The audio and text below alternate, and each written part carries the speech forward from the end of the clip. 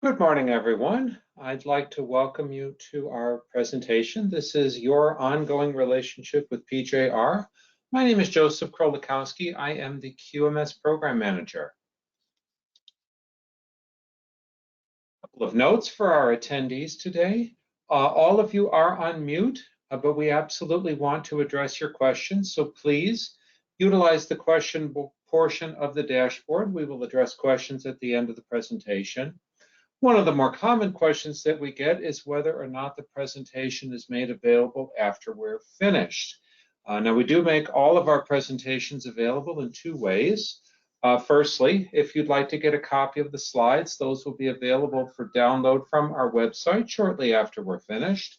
And if you'd like to rewatch this webinar with the voiceover, all of our prior webinars are posted to our YouTube page. And that can also be accessed by visiting our website. Just look for the link entitled Previously Recorded Webinars. Now, our topics for today, we're going to go over how PJR approaches the relationship with its clients, how we are partners in certification. We're going to have a range of discussions on the idea of changes and what things can change in a certification. We'll go over the short notice audit process, and then we will transition to discuss the dispute process. PJR, as I said, we view ourselves as a partner in your certification. So it's not simply a case of we get through the initial certification and it's over. It's very much an ongoing effort, and we want you to keep us involved. If you are facing challenges in your quality management system, we have a lot of resources that we offer to try to get the most out of the effort that you put into getting certified. Now, obviously, over the duration of a company's existence, there's always going to be opportunity for change. There's always going to be possibility of change. Now, some changes to a company are going to be very minor, very little impact, and in the long run really will not mean anything in terms of the certification. Obviously, other changes are going to have a much more pronounced impact, not just on the certification, but on the business, on the future of the company. So if a change happens that's going to potentially impact your certification, PJR needs to be informed so that we can take the proper actions on our end. Now, this is established as a contractual requirement. If you've ever read through your contract with PJR, you will note that it refers to a document called the F3. That is our official contractual terms and conditions. Now, within the F3, there is a provision that reads as follows. It is incumbent upon the organization to notify PJR in writing and in a timely fashion of material changes. Now, this is actually driven by a clause from ISO 17021-1, 8.5.3, which is called Notice of Changes. From there, within the F3, it goes on to provide a fairly complete list of what constitutes a material change, what that term means. And we're actually going to unpack that now and put them kind of into three primary categories. The first category of material change can be thought of as legal.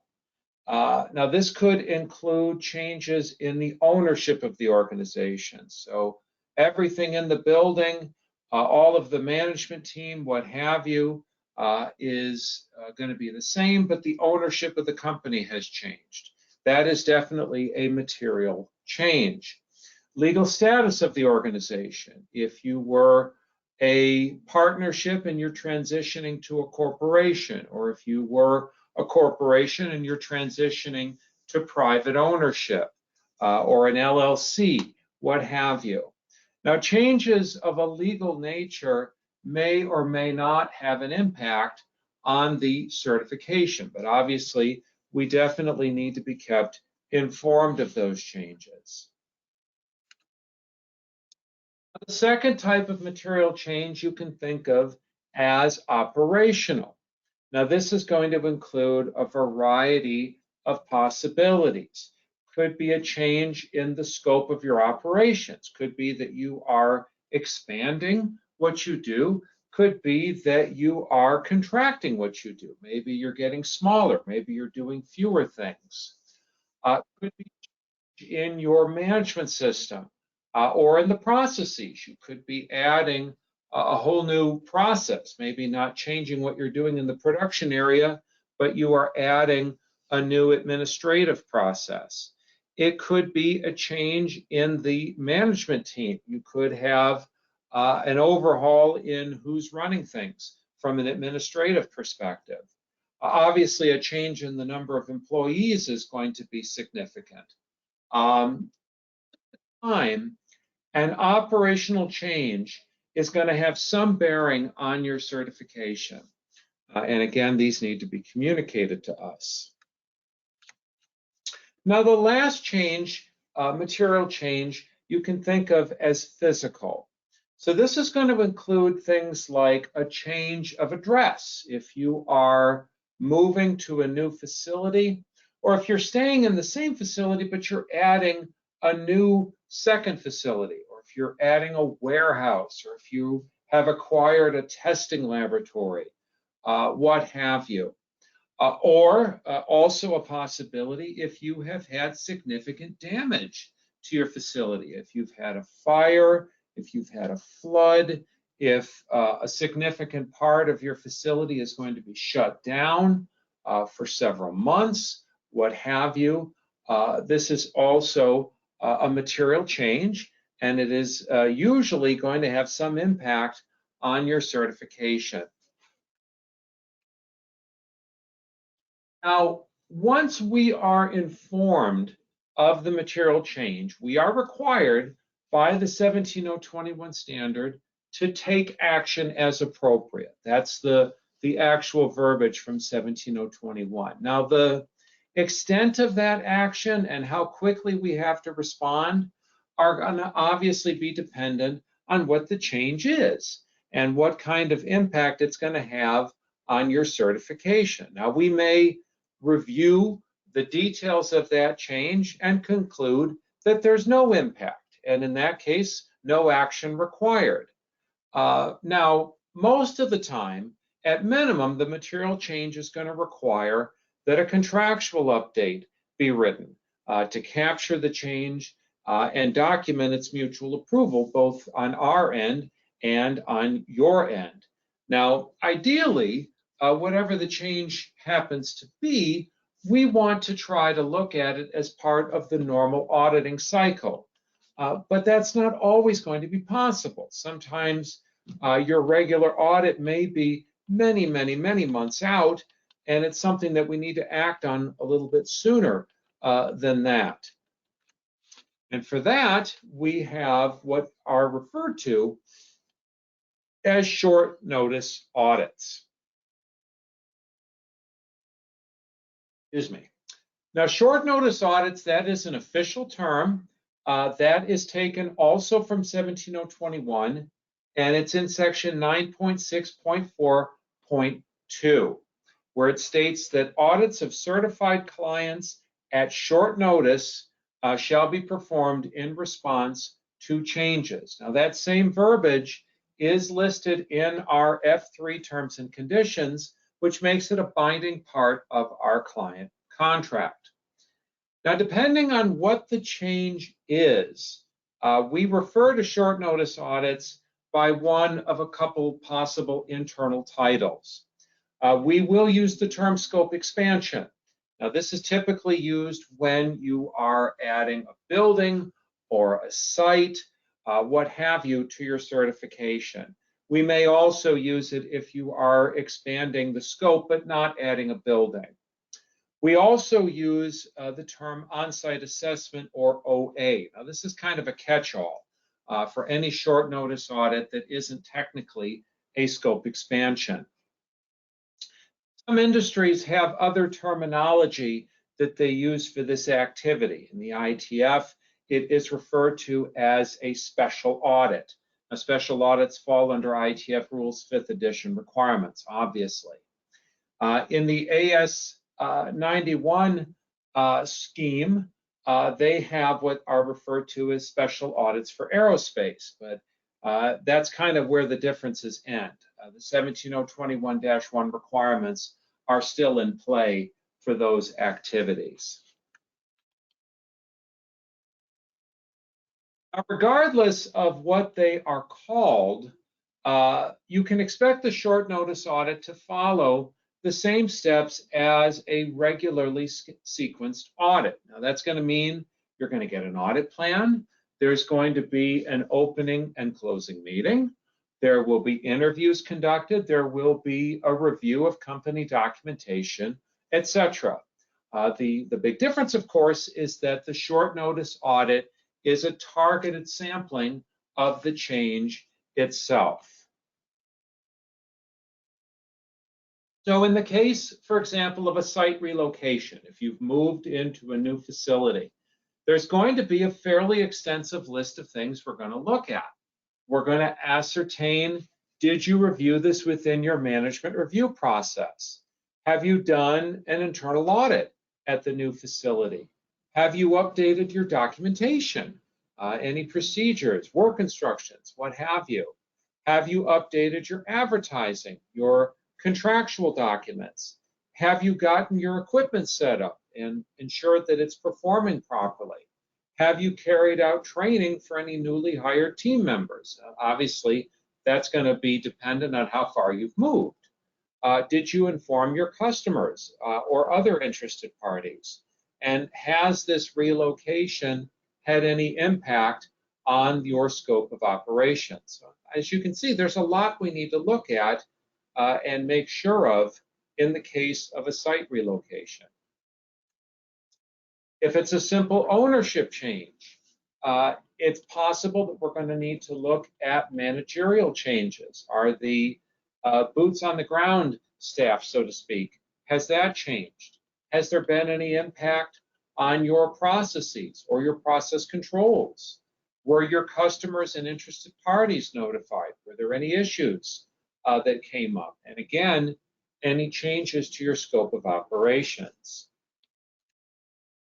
If you are adding new products or new processes, there's a similar list of things we need to review. Again, management review, internal audit of these new areas. Again, updated documentation. Again, possibly equipment setup or maintenance steps. And lastly, training. If you've added new products, if you've added new processes, did you train your staff so that they know what they're doing in those new areas? Now, it's always possible for any audit activity to result in a nonconformance, and a short notice audit is no different. However, it is treated exactly the same in terms of timing and the response, and you still have the right to file a dispute, which we will be discussing a little bit later in our presentation here.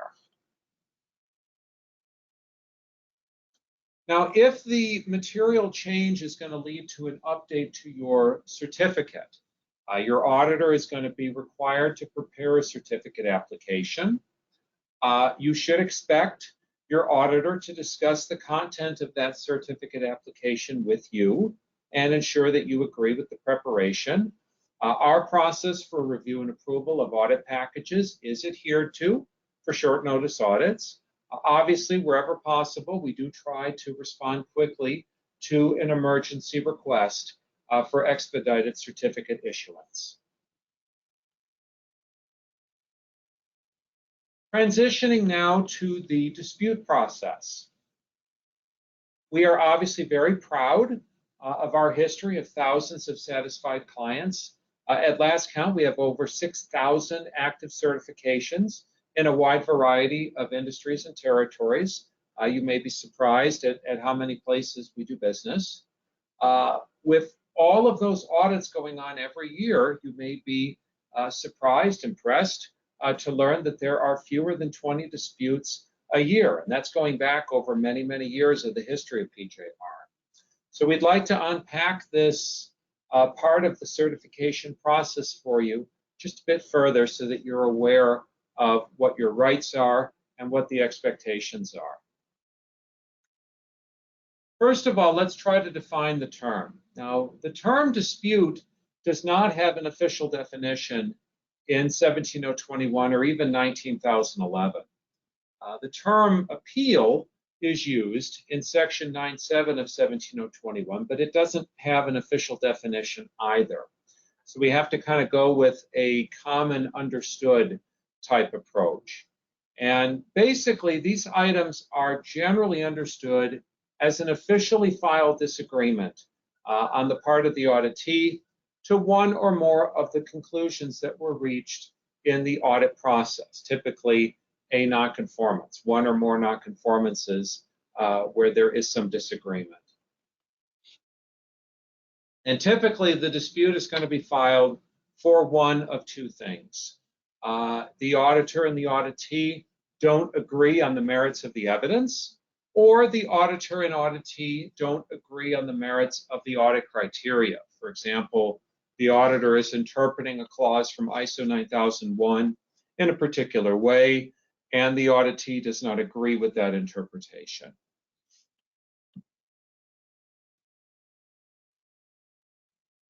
Now, we have trained all of our auditors to be very forthright. In other words, at the moment that they think they have a nonconformance, to let you know.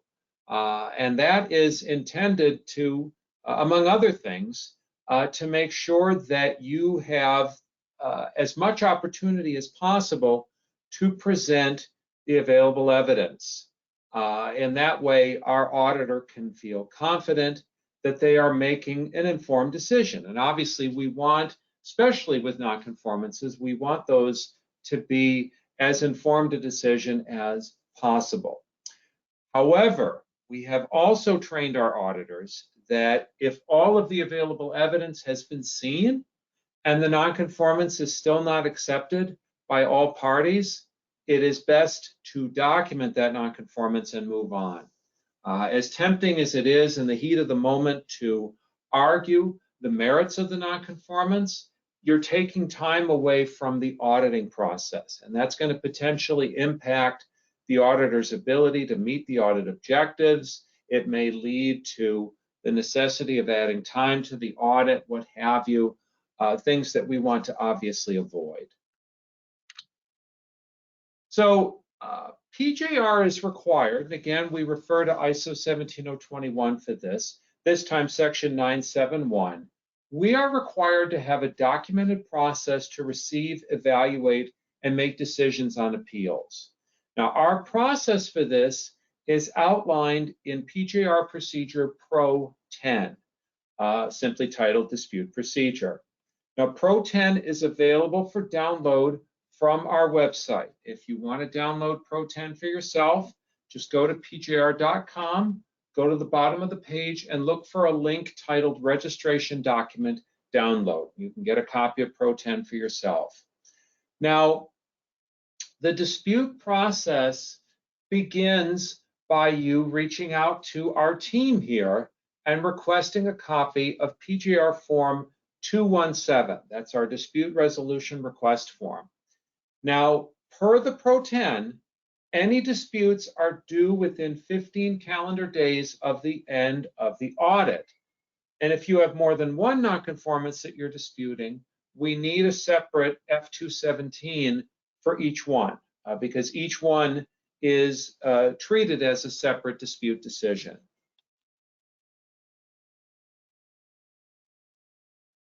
Now, once you have gotten the F217, what we ask that you do is fill in the basic information about the audit, your name, your auditor's name, the date, etc.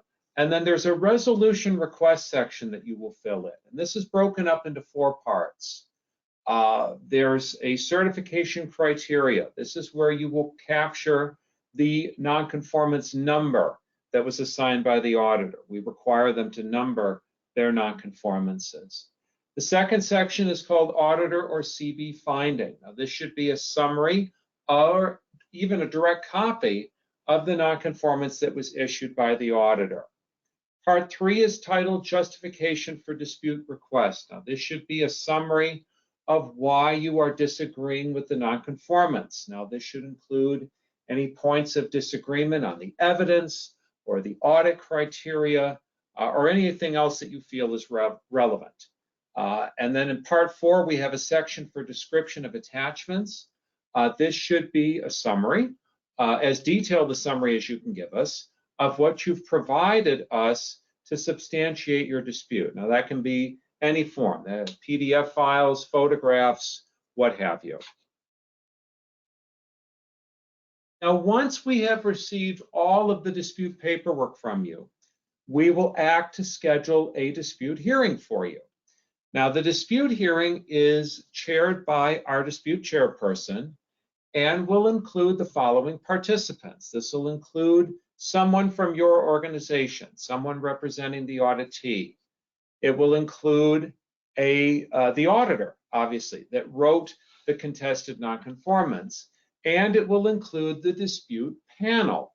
Now, this is going to be 3 lead auditors from the scheme, whatever scope this was including, who will make the final decision on the disputed item. And both sides will be given ample time to present their side of the situation and obviously answer any questions that the dispute panel may have for either auditee or auditor.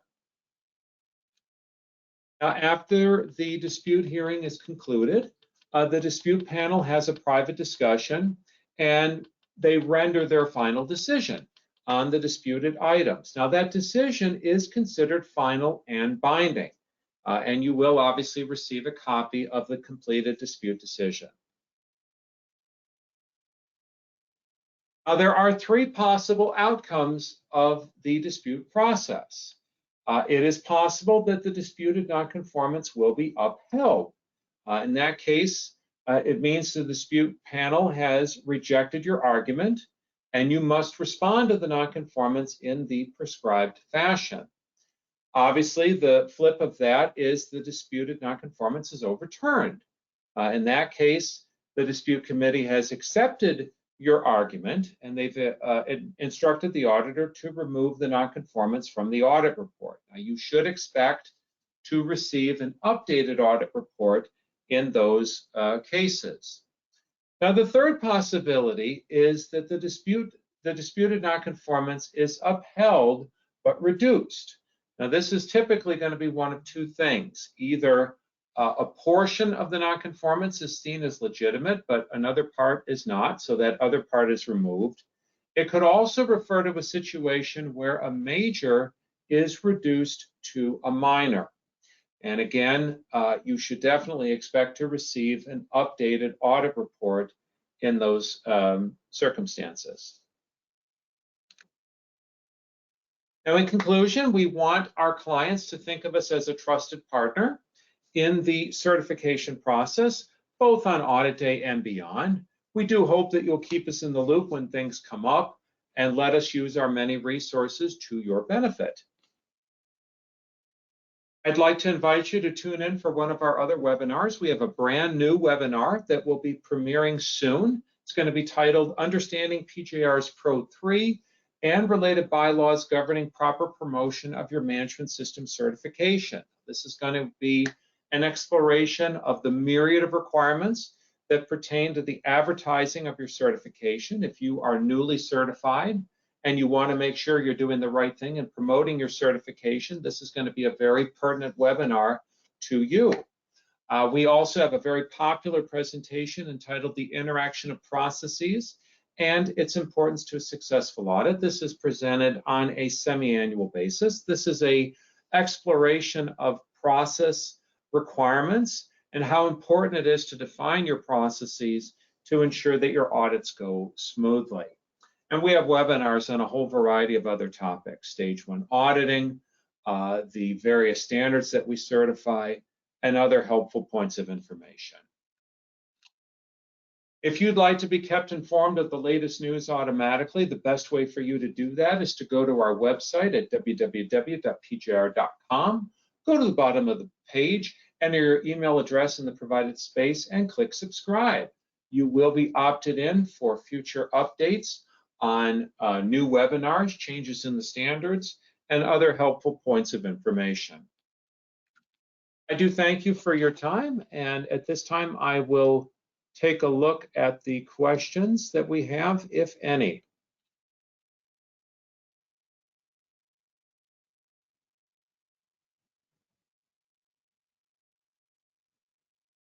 Okay, well, everyone have a great day, and thank you so much.